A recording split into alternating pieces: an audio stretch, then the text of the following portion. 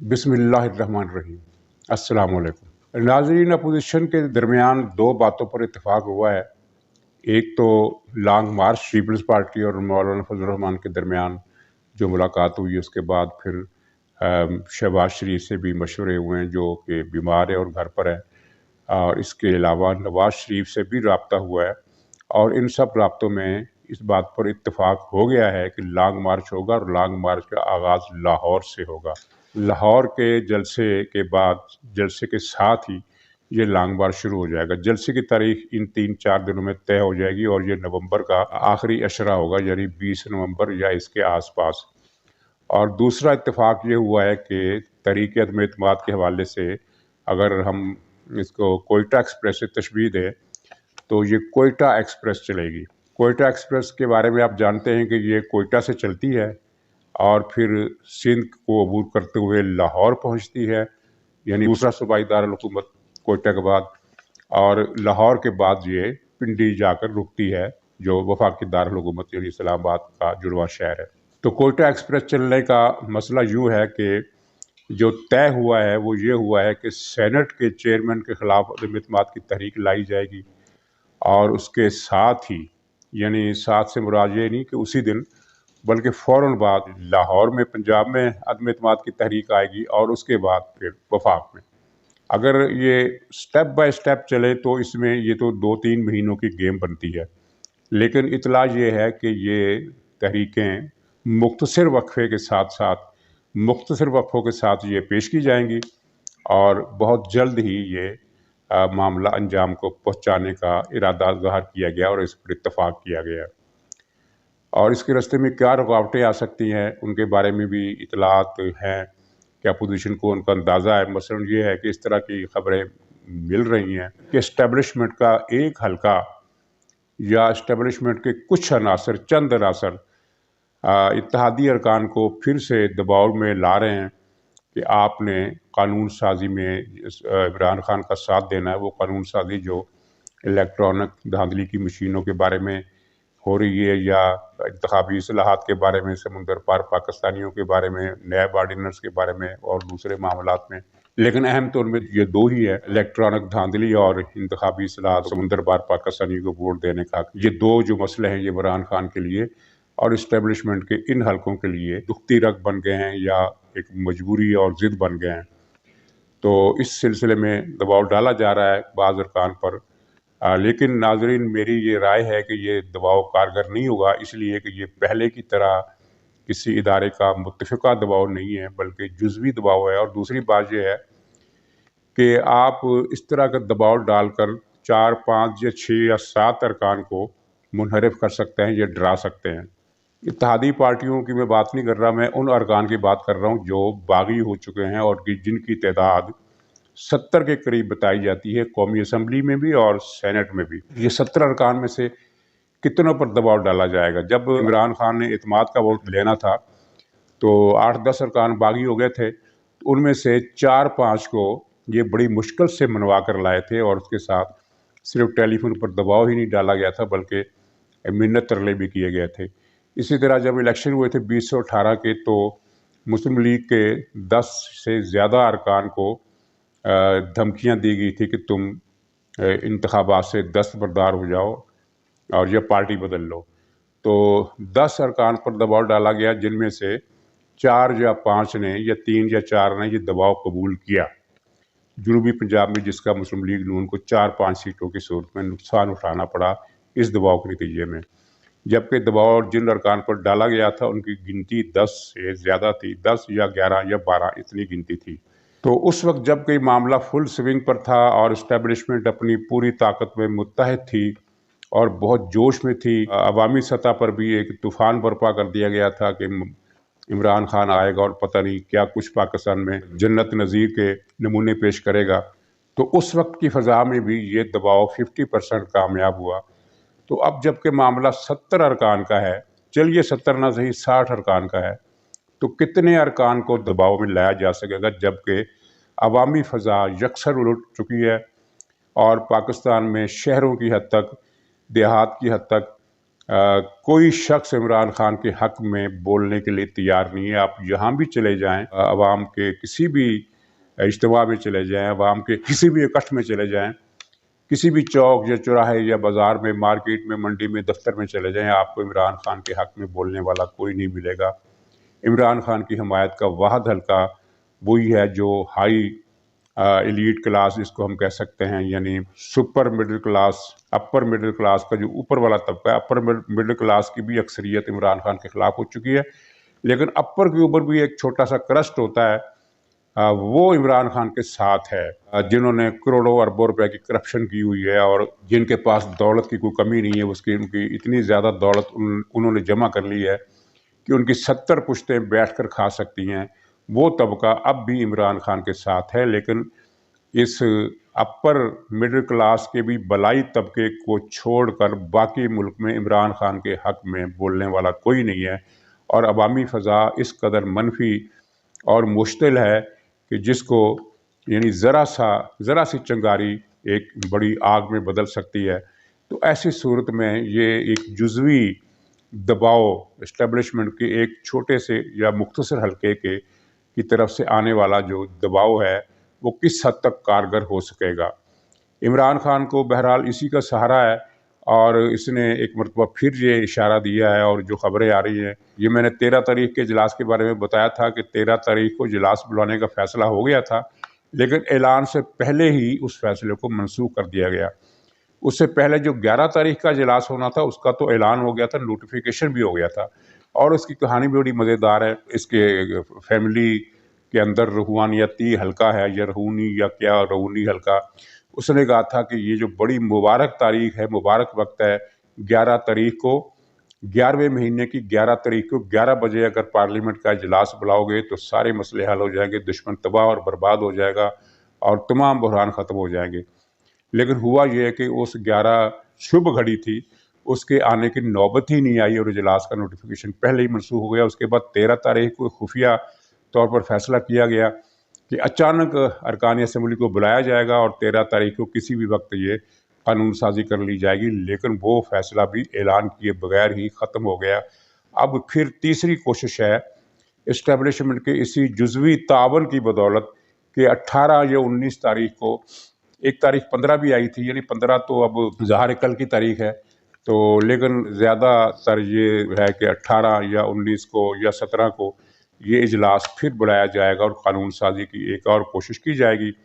تو اس صورتحال میں اپوزیشن بھی تیار ہے، اس کو بھی، وہ بھی الرٹ ہے، اس نے بھی اپنے میکسیمم ارکان اسمبلی کو اسلام آباد میں بیٹھے رہنے کو حکم دیا ہے، اور جو ادھر ادھر ہو گئے ہیں، اپنے گھروں کو چلے گئے یا ادھر ادھر چلے گئے، تو وہ شارٹ نوٹس پر ان کو یہ بتا دیا گیا ہے کہ آپ کو شارٹ نوٹس پر واپس آنا پڑے گا، کیونکہ جیسے ہی اطلاع ملے گی کہ عمران خان نے اجلاس بلا لیا ہے تو آپ نے فوراً اسلام آباد پہنچ جانا ہے، کیونکہ اپوزیشن کو یہ پتہ چل گیا ہے کہ عمران خان کی اب چال یہ ہے کہ پارلیمنٹ کا اجلاس بلانے کا نوٹیفیکیشن نہیں کرنا 2 دن پہلے، بلکہ 1 دن کے نوٹس پر کرنا، یعنی شام کو اعلان ہوگا کہ کل اجلاس بلایا جائے، اگر اگلے دن صبح کے وقت، یعنی 10-12 گھنٹے کے وقفے کے اندر اندر یہ اجلاس بلا لیا جائے گا، اور اس بات کا اپوزیشن کو علم ہے۔ چنانچہ اس نے بھی ارکان کو کہا ہے کہ آپ نے جہاں بھی جانا ہے اس طرح سے جائیں کہ جب آپ کو ٹیلی فون جائے کہ آپ اسلام آباد پہنچیں تو چند گھنٹوں کے اندر اندر آپ کو اسلام آباد ہونا چاہیے۔ ظاہر ہے جو کراچی جائیں گے وہ بائی ایئر آ جائیں گے،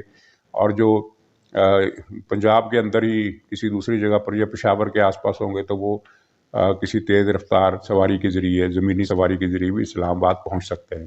ناظرین، عمران خان پرجوش نہیں ہے، پر امید ہے، اس کو اسٹیبلشمنٹ کے ایک حلقے سے تعاون کی بنیاد پر کچھ امید ہے، لیکن اس امید کو ڈوبتے کو تنکے کا سہارا والی مثال دی جا سکتی ہے۔ اس امید کے لیے وہ پرجوش نہیں ہے، ڈپریس ہے، اور 3 یا 4 دن پہلے کی بات ہے، اسٹیبلشمنٹ کے کچھ ذمہ داروں سے عمران خان نے رابطہ کیا یا انہوں نے رابطہ کیا۔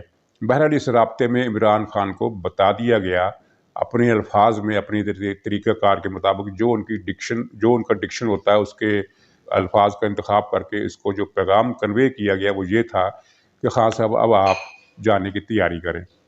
اور یہ ظاہر ڈکشن اس طرح کے الفاظ میں نہیں ہوتا جس طرح یہ میں نے لفظ فکرہ دہرایا ہے، اس کی مثال ایسی ہے جیسے آپ کسی دفتر میں کوئی ذمہ دار پوسٹ پر بیٹھے ہیں اور کوئی ملاقاتی کسی کام سے آپ کے پاس آ جاتا ہے، وہ اپنی بات کرتا ہے اور پھر آپ اپنی اس کی تسلی کر کے معاملہ ختم کر دیتے ہیں، لیکن وہ ملاقاتی بیٹھا رہتا ہے اور جانے کا ارادہ نظر نہیں آتا، تو پھر آپ اس کے ساتھ کیا کریں گے؟ ظاہر ہے آپ اس سے یہ تو نہیں کہیں گے کہ بھائی صاحب اب آپ تشریف لے جائیں، یہ زبان وہ آپ استعمال نہیں کریں گے، آپ اسے کہیں گے کہ جناب بھائی صاحب اس کے علاوہ کوئی خدمت میرے لائق کوئی اور حکم، تو ظاہر ملاقاتی سمجھ جائے گا کہ آپ اس کو جانے کے لیے کہہ رہے ہیں۔ تو اسی طرح کے الفاظ میں عمران خان کو یہ کنوے کر دیا گیا کہ آپ اب تشریف لے جانے کی تیاری فرمائیں۔ تو اس کے بعد عمران خان کی ڈپریشن میں اضافہ ہوا، اور پھر جب کور کمیٹی کے اجلاس میں بھی آیا تو بجھا ہوا تھا، اور اس نے کچھ اس طرح کی باتیں کی کہ میرے خلاف سازش ہو رہی ہے، اور خاص طور پر میڈیا کا اس نے نام لیا کہ میڈیا اس سازش میں شریک ہے۔ حالانکہ سب جانتے ہیں کہ میڈیا عمران خان کے ساتھ ابھی تک نرم رویہ اختیار کیے ہوئے، اس کے بے شمار سکینڈل ہیں جو میڈیا نہیں اٹھا رہا۔ مثلا بنی گالہ میں اس نے جو اپنے ایک عزیز کو، اسلام آباد میں اس نے جو اپنے عزیز کو سینکڑوں کنال کی اراضی ناجائز طریقے سے قبضے میں دلائی ہے، تو اس کا ذکر آپ نے اخبارات پر نہیں پڑھا، وہ اپنی جگہ ایک اسکینڈل ہے۔ اور کتنے ہی اسکینڈل ہیں جن کے بارے میں میڈیا زیادہ دباؤ زیادہ زور نہیں دے رہا، اور اخبارات میں آپ کو اس طرح کی چیزیں نہیں دیکھنے کو ملتی جس طرح کی چیزیں ماضی کے حکمرانوں کے زمانے میں ملا کرتی تھی۔ تو عمران خان کی مرضی ہے کہ میڈیا میں جو کچھ تھوڑی بہت تنقید ہو رہی ہے، چند ایک پروگرام ہیں جن میں ذرا کچھ ڈسکشن ہو جاتی ہے، کچھ تفصیلات آ جاتی ہیں، اور وہ بھی کوئی خفیہ سکینڈلز کی تفصیل نہیں آتی، صرف وہ باتیں آتی ہیں جو خود گورنمنٹ کے ریکارڈ پر ہوتی ہیں۔ مثلا جیسا کہ یہ LNG کا امپورٹ کیوں نہیں ہو سکا، کس طرح بولیوں میں دیر کی گئی، گندم کی درآمد کے حوالے سے کس طرح ٹینڈر منسوخ کیا گیا، چینی کے ٹینڈر کس طرح منسوخ کر دیے گئے، اور کس طرح یہ بحران پیدا ہوا۔ یعنی وہ ساری چیزیں جو آن دی ریکارڈ ہیں، جو کنٹروورشل نہیں ہیں، ان کی بنیاد پر جو پروگرام ہو رہے ہیں، عمران خان اس سے بھی دکھی ہے، اور وہ کہہ رہا ہے کہ میڈیا میرے خلاف سازش کر رہا ہے۔ مطلب یہ ہے کہ میڈیا میں عمران خان اور اس کی حکومت کے خلاف کوئی تنقیدی لفظ نہیں آنا چاہیے۔ یہ تب ہوگا کہ میڈیا کو یہ سرٹیفکیٹ ملے گا کہ وہ سازش کا حصہ نہیں ہے، لیکن اب میڈیا سازش کا حصہ ہے۔ تو میڈیا سازش کا حصہ ہے، تو جس سازش کا یہ حصہ ہے وہ سازش کون کر رہا ہے؟ عمران خان کو شبہ ان کی طرف ہے، اور وہ ان کا ذکر اچھے لفظوں میں نہیں کر رہا۔ اور جب وہ یہ کہتا ہے اپنی کور کمیٹی کے لوگوں سے، اس نے یہ کہا ہے کہ میں ان کو دیکھ لوں گا، تو اس کے لہجے میں وہ چمک نہیں تھی جو میں دیکھ لوں گا کہنے والے کے چہرے پر ہونی چاہیے۔ بجھے ہوئے دل کے ساتھ میں دیکھ لوں گا۔ اور اب کل اس نے جو زلفی بخاری کے ذریعے ایک دھمکی دلوائی ہے، وہ ظاہر ہے گیدڑ بھبکی کہہ لیں اس کو، وہ دھمکی یہ ہے کہ زلفی بخاری نے کہا کہ اگر عمران خان کو ہٹایا گیا PM کے عہدے سے تو کیا ہم خاموش بیٹھے رہیں گے؟ اس دھمکی کا مطلب یہ ہے کہ تحریک انصاف جو ہے وہ احتجاج کرے گی، رد عمل دے گی، اور یہ بیان اس نے زلفی بخاری کے ذریعے دلوایا۔ تو دیکھنے جاننے والے سب جانتے ہیں کہ عمران خان اور ان کی پارٹی اگر اقتدار سے محروم ہوتی ہے، جس دن اقتدار سے محروم ہوتی ہے، اس کے بعد وہ کسی قسم کا عوامی یا غیر عوامی رد عمل دکھانے کے قابل نہیں ہوگی۔ وہ تو عوام کے سامنے اپنا چہرہ دکھانے کے قابل نہیں ہوگی۔ کل اسد عمر نے اسلام آباد میں جلسہ کیا، وہ ہائی سوسائٹی کے لوگ آئے ہوئے تھے، چند ہزار، 3 یا 4 ہزار لوگ تھے، اس سے زیادہ نہیں تھے، اس میں عوام نہیں تھے، اور یہ سلیکٹڈ گیدرنگ تھی اور بڑی پروٹیکٹڈ گیدرنگ تھی، عوام اس میں نہیں جا سکتے تھے۔ تو اس طرح کا جلسہ کیا، اور اس میں اس نے دھمکی دی کہ اگر اپوزیشن والے اسلام آباد آئے تو ان کو ایسی کٹ پڑے گی، یعنی ان کو ایسی مار پڑے گی، ایسی ان کی پٹائی کی جائے گی کہ وہ یاد رکھیں گے۔ تو کہنے کی بات ہے کہ یہ غیر سیاسی بیان تھا، اور تشدد کی دھمکی دینا کسی وزیر کے لیے ویسے ہی اس کے خلاف قانونی کارروائی کا باعث بن سکتا ہے، لیکن یہ دھمکی دینے کی نوبت کیوں آئی؟ کوئی بھی سیاسی پارٹی اس طرح کی دھمکی نہیں دیا کرتی۔ نواز شریف کے دور میں عمران خان نے بھی لانگ مارچ کیا، اور طاہر القادری نے بھی کیا، اسی طرح اس سے پہلے یوسف رضا گیلانی اور زرداری کی دور حکومت میں بھی طاہر القادری نے لانگ مارچ کیا اور اسلام آباد میں دھرنا دے بیٹھے رہے۔ تو نواز شریف کے دور میں لبیک نے بھی دھرنا دیا۔ ایسی دھمکی کسی وزیر کی طرف سے نہیں آئی کہ اگر اسلام آباد آئے تو کٹ پڑے گی، اور ایسی کٹ پڑے گی کہ याद रखेंगे। ये धमकी देने की नौबत क्यों आई? ये उस स्ट्रेटजी का हिस्सा है कि अब वो जाते जाते लोगों को डराने की कोशिश करो, शायद कोई डरावे में आ जाए। वो यानी जिस तरह है कि छोटा जानवर किसी बड़े जानवर को देखकर दांत निकालता है और गुर्राता है, लेकिन बेचारा कुछ कर नहीं सकता, तो वही हालत है। तो एक तरफ से जुल्फी बुखारी के ज़रिए धमकी दिलवाई गई है कि हम रिएक्शन देंगे। रिएक्शन जिनको ये पैगाम दिया गया है वो ज़ाहिर हंसते हो गए कि रिएक्शन देने के तो काबिल ये पार्टी रही नहीं। और ये जो कुट पड़ने वाली बात है तो इनको भूल गया कि लब्बैक से कुट किसने खाई? पीटीआई ने खाई, पीटीआई की गवर्नमेंट ने खाई। और उसके बाद इस कुट खाने के बाद फिर पीटीआई ने तहरीक लब्बैक से झुक कर समझौता किया, उनके सारे मुतालबात माने, जिनको दहशतगर्द कहा गया, जिनको भारत का एजेंट कहा गया, जिनके बारे में ये कहा गया कि ये राह से फंडिंग लेते हैं, उनके साथ ही मुआहदे हुए, उनके मुकदमात ख़त्म किए गए, शेड्यूल 4 से उनके कारकुनों के नाम निकाले गए। साद रिजवी साहब, उनके ख़िलाफ़ जो रेफरेंस था वो वापस लिया गया।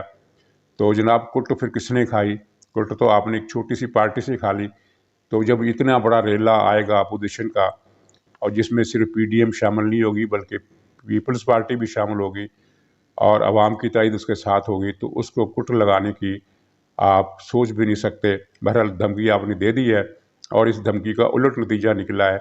और पीटीआई की अखलाकियात का आप अंदाज़ा इस बात से लगाएं कि वो ग़ुलाम सरवर खां, जिसने एक साजिश के तहत पीआईए का इदारा तबाह किया, उसने कहा कि नवाज शरीफ पाकिस्तान में ताबूत के अंदर बंद होकर आएगा। यानी ज़िंदगी और मौत के बारे में जो बात पाकिस्तानी माशरे में बल्कि दुनिया के किसी भी माशरे में करने की जुर्रत किसी को नहीं होती। कोई आदमी ये बात नहीं करता, क्योंकि हर एक आदमी को पता है कि किसकी मौत पहले होनी है, किसने पहले मरना है, किसने कब मरना है, किसी को नहीं पता। इसीलिए दुश्मन की मौत के बारे में भी लोग मुताहत होकर गुफ्तगू करते हैं, क्योंकि ये मामला किसी और जगह पर चला जाता है। तो ये ग़ुलाम सरवर खान ने ये इस तरह की बात की, तो ये लोगों को ज़ाहिर है इससे सदमा भी हुआ, वो चौंके भी। हालांकि इसमें चौंकने वाली बात कोई नहीं, ना ही सदमे वाली बात है। ये पीटीआई का कल्चर है, इस तरह की बातें करते हैं। जब भी कोई पीटीआई का मुखालिफ बीमार होता है तो सोशल मीडिया पर इनके लोग उसके मरने की खबरें देते हैं कि ये बहुत जल्द मर जाएगा, इसका ताबूत आएगा, फलां होगा फलां होगा। तो ये इनका कल्चर है, कल्चर का मुजाहरा किया। और अब जबकि इन पर बेबसी और खजालत का माहौल तारी है, तो अब ये बातें इसी तरह की करेंगे, पहले से ज़्यादा तादाद में करेंगे और अपनी हंसी उड़ाने के सिवा इसका कोई नतीजा उन्हें नहीं मिलेगा। तो जहाँ तक अगले सेटअप की बात है, वो ज़ाहिर है अभी तक कोई ऐसा फाइनल डिसीजन नहीं हो सका जिसके बारे में हम गारंटी के साथ कह सकें कि ऐसा होगा। मसलन एक हल्के की तरफ से ये तजवीज़ आती है कि वो परवेज़ खट्टो को वज़ीर आज़म बना दो, दूसरा हल्का कहता है शाह महमूद कुरैशी को बना दो, तीसरा हल्का किसी और साहब का नाम ले रहा है। तो ये चीज़ें अभी तय नहीं हो सकी। लेकिन इस सिलसिले में एक दिलचस्प इतला ये है कि इस्टेब्लिशमेंट के एक बहुत अहम आदमी ने लंदन जाकर एक हफ्ते में बल्कि 4 दिन के अंदर नवाज शरीफ से 3 मुलाकातें की है।